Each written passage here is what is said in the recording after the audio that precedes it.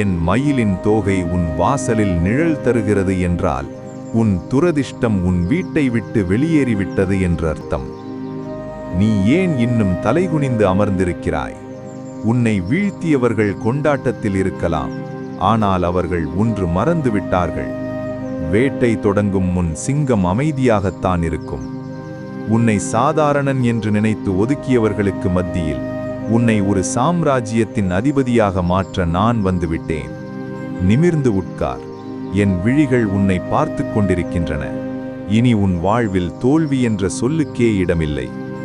உன்னை நம்ப வைத்து ஏமாற்றியவர்களை நினைத்து நீ இன்னும் வருந்துகிறாய். நல்லது செய்த எனக்கு ஏன் இந்த துரோகம் என்று கேட்கிறாய். அவர்கள் உன்னை பலவீனமானவன் என்று நினைத்தார்கள். ஆனால் அந்த துரோகம்தான் உனக்கான ஒரு புதிய கதவை திறந்திருக்கிறது.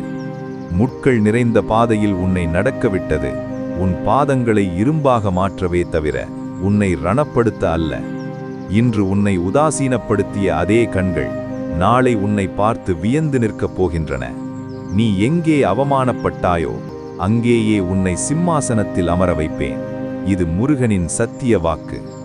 கடன் சுமைகளால் நீ தூக்கமின்றி தவித்த இரவுகள் எனக்கு தெரியும். கையிருப்பு கரைந்து நாளை என்ன செய்வோம் என்று நீ கலங்கிய ஒவ்வொரு நொடியையும் நான் அறிவேன். அஞ்சாதே. செல்வம் என்பது கடலின் அலை போன்றது. அது மீண்டும் உன் கரையை நோக்கி வரும். மூடப்பட்ட ஒவ்வொரு கதவுகளுக்கும் பின்னால் நான் உனக்காக ஒரு மாபெரும் பொக்கிஷத்தை வைத்திருக்கிறேன்.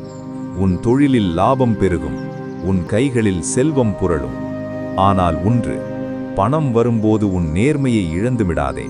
நான் உனக்கு தரும் இந்த மேன்மை உன்னை சோதித்தவர்களுக்கு நீ தரும் மிகப்பெரிய பதிலடியாக இருக்கட்டும். உன் நம்பிக்கையை ஒருபோதும் தளரவிடாதே. உலகம் உன்னை சந்தேகப்படும்போது நான் உன் மீது நம்பிக்கை வைத்திருக்கிறேன். ஒவ்வொரு விடியலிலும் உன் கையை பிடித்து வழிநடத்த நான் தயாராக இருக்கிறேன்.